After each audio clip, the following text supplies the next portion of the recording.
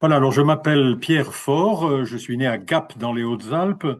Je suis cette année, j'ai 60 ans de vie religieuse dans la compagnie de Jésus.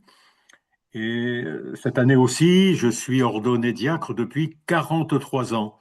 Donc j'ai eu le temps de réfléchir un petit peu, d'autant plus que parmi les jésuites français, je suis le seul à avoir choisi, évidemment imposé, enfin proposé par l'Esprit Saint d'être diacre permanent et de ne pas être ni prêtre ni frère, c'est-à-dire ni laïque comme on peut être dans la compagnie, ni ordonné prêtre. Voilà, donc je vais donner quelques réflexions qui m'ont été demandées dans un autre diocèse, et puis étant donné mon statut, j'ai eu du goût depuis longtemps d'essayer de comprendre qu'est-ce qui se passe dans ce, cette vocation du diacre qui a été pour moi assez importante. Je le ferai en 3 points. Comme j'ai beaucoup travaillé dans la liturgie, je suis sensible à la posture du diacre dans la liturgie, ce sera le premier point. Le deuxième, c'est un petit retour sur la manière dont est né le ministère de diacre. Et puis le troisième, plus profond, rejoindre ce que j'appelle la source profonde du service diaconal qui se trouve dans le mystère du Christ, bien sûr.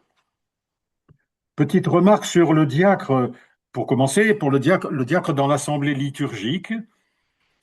On peut reconnaître le diacre dans la célébration liturgique à son vêtement. Aujourd'hui, c'est assez connu dans les paroisses françaises.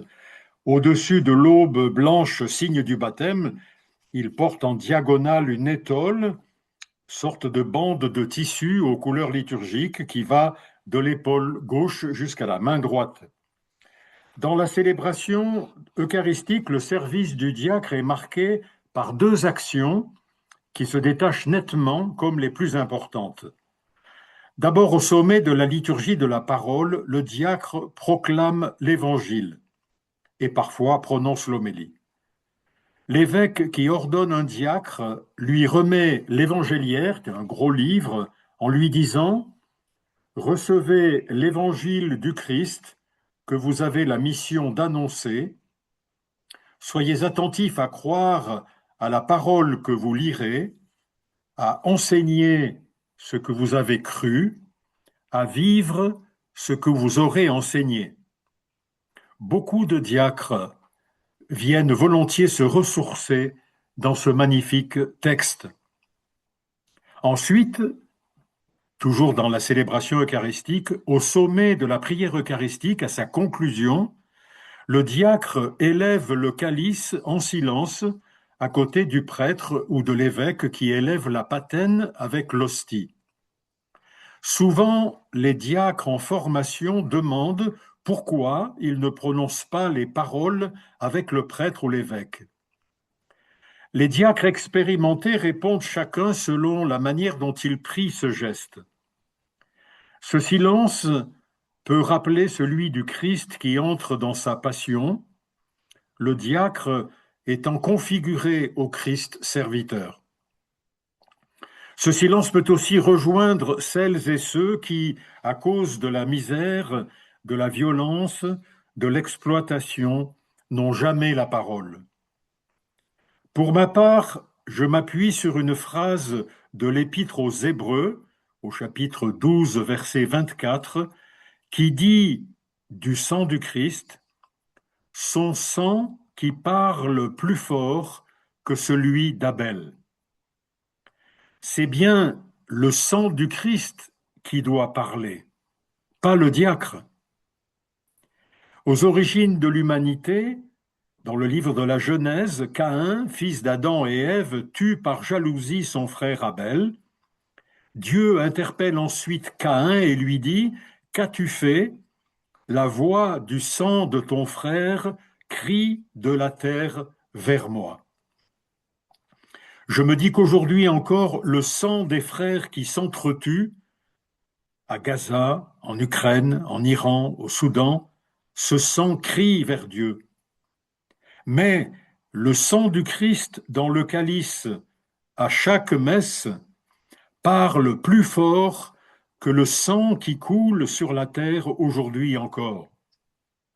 le diacre, en silence, comme tous les fidèles assemblés, écoute le sang du Christ parler plus fort que celui de tous les meurtres. Par le sang du Christ, la fraternité humaine redevient possible, comme le dit l'Épître aux Éphésiens. Maintenant, dans le Christ Jésus, vous qui autrefois étiez loin, vous êtes devenus proches par le sang du Christ. Voilà comment j'essaie de prier ce geste en silence. Vous comprenez pourquoi je trouve qu'il serait vraiment important que l'on reprenne l'habitude de la communion au calice pour tous les fidèles. Ma deuxième réflexion s'intitule comment est né le mystère de diacre, ce qui nous est raconté dans le livre des Actes des Apôtres, qui, décrivant les tout premiers développements de la communauté chrétienne, mentionne au chapitre 6 une crise entre les nouveaux baptisés d'origine juive et ceux d'origine grecque. Ces derniers, d'origine grecque, récriminent parce que les veuves de leur groupe sont oubliées lors des repas communautaires. Ces récriminations remontent jusqu'aux 12 apôtres qui convoquent une assemblée générale des baptisés disciples de Jésus à Jérusalem.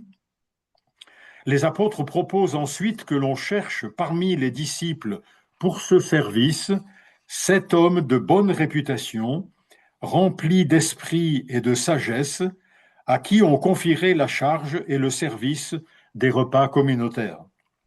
Et cette proposition plut à l'Assemblée. On choisit donc ces hommes. Le premier cité est Étienne, homme plein de foi et d'Esprit Saint, et le second Philippe, dont il sera question plus loin, à ne pas confondre avec l'autre Philippe, l'un des 12, appelé par Jésus. Les 5 autres portent des noms d'origine grecque. Les 7 furent donc présentés aux apôtres qui prièrent et leur imposèrent les mains. Ces 7 ne sont pas appelés diacres dans le texte des apôtres, mais la tradition va les appeler diacres à partir de Paul dans l'épître aux Philippiens et dans la première épître à Timothée. Puis, étrangement, le récit se poursuit sans rien dire du tout du travail de ces 7 au service des tables, et notamment des veuves des baptisés d'origine grecque.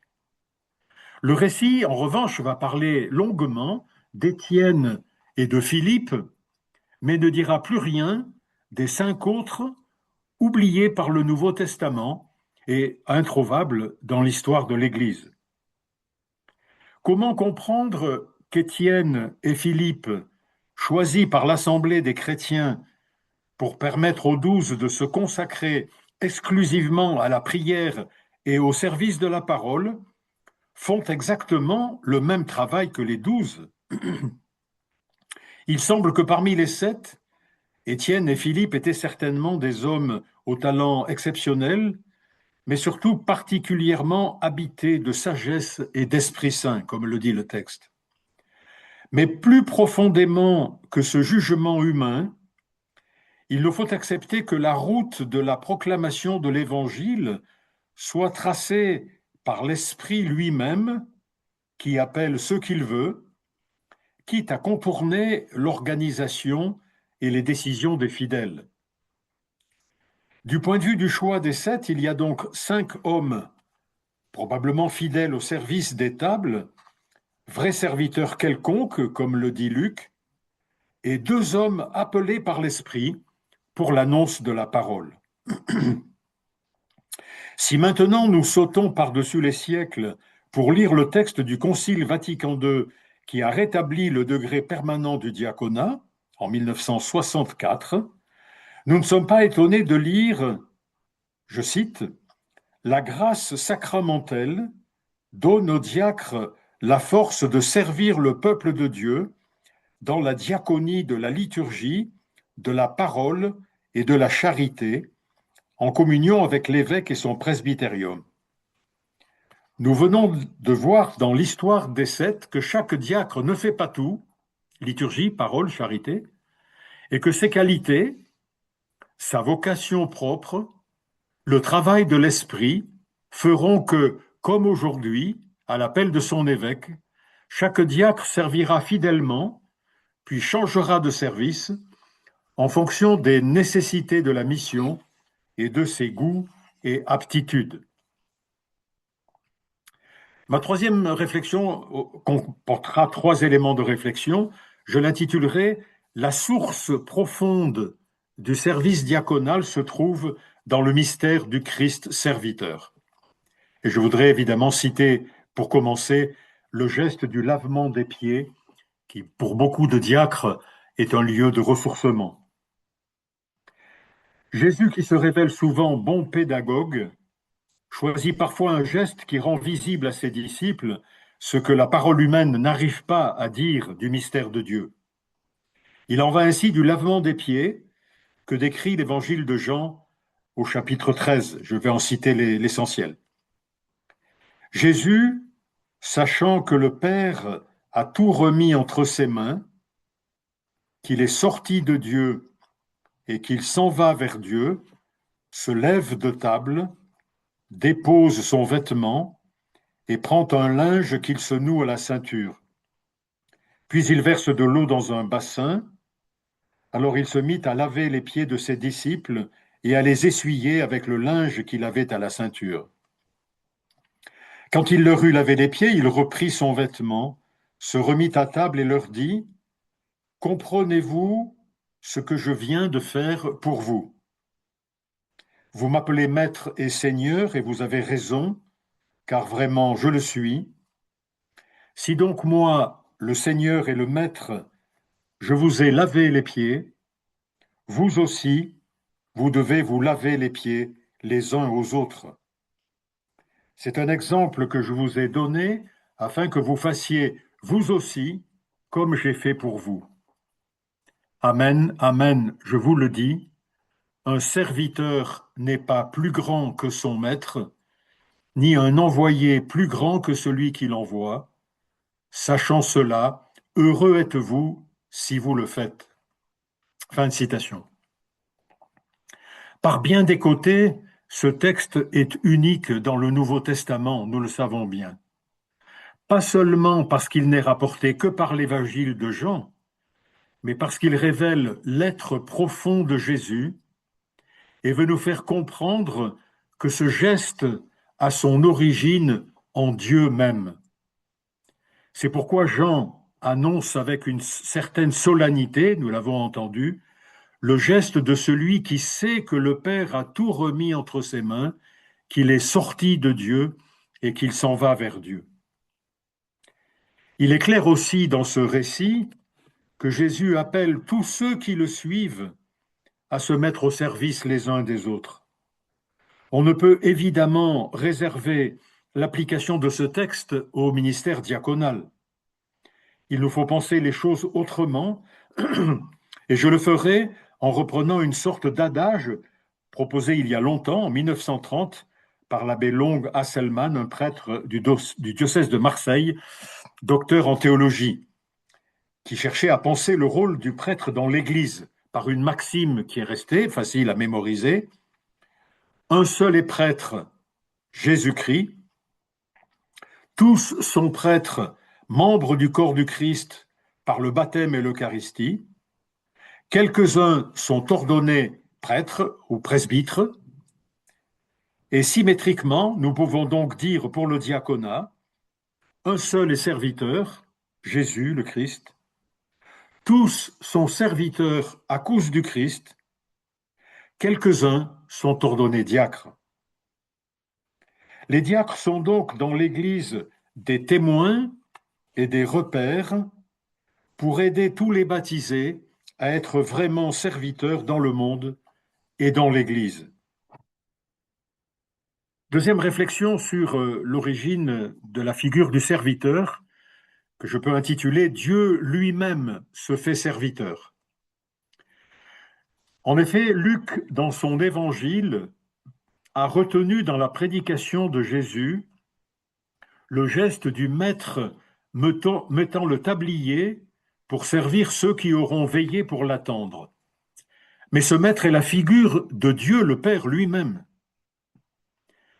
je cite Luc, « Restez en tenue de service, votre ceinture autour des reins et vos lampes allumées. Soyez comme des gens qui attendent leur maître à son retour des noces pour lui ouvrir dès qu'il arrivera et frappera à la porte. Heureux ces serviteurs-là que le maître à son arrivée trouvera en train de veiller.